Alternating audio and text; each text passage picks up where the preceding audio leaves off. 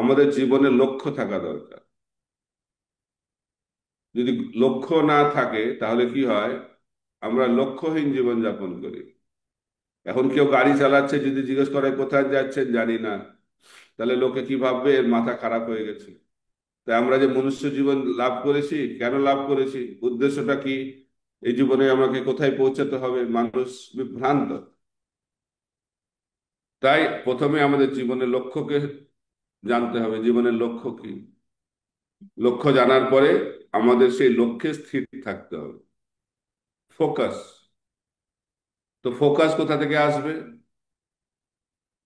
Focus আসবে discipline থেকে। যদি আমরা ডিসিপ্লিন থাকি তাহলে জীবনে ফোকাস থাকবে। তো ডিসিপ্লিন কিভাবে আমরা লাভ করবো জীবনে? ডিসিপ্লিন আসবে অভ্যাস থেকে, প্র্যাকটিস। জীবনে যদি সফল হতে হয়, তিনটি শব্দ: প্র্যাকটিস, প্র্যাকটিস, প্র্যাকটিস। অভ্যাস করতে হবে। অভ্যাস করলে আমরা ডিসিপ্লিন হতে পারবো, আর ডিসিপ্লিন হলে আমরা ফোকাস হতে পারবো। তো অভ্যাস কিভাবে হবে? অভ্যাসের জন্য আমাদের মোটিভেশন লাগবে।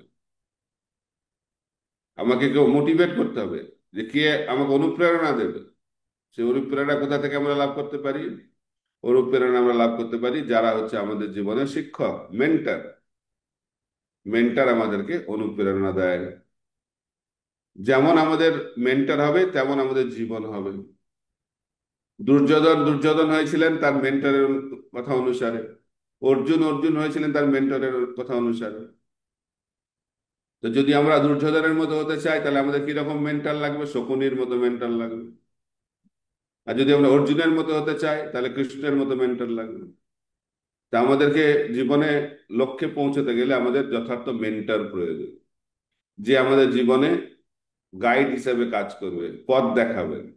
শিক্ষক, আধ্যাত্মিক শিক্ষক, গুরু যদি না থাকে আমাদের জীবনে, তাহলে আমাদের জীবনটা লক্ষ্যহীন হয়ে পড়বে। তাই আমাদের জীবনের লক্ষ্য স্থির করতে হবে, এবং সেই লক্ষ্য স্থির হলে আমাদের সেই লক্ষ্যে আমাদের এগিয়ে চলতে হবে। এবং তার জন্য আমাদের একজন জীবনে কোচ, মেন্টর, কাউন্সেলর, গুরু, শিক্ষক প্রয়োজন।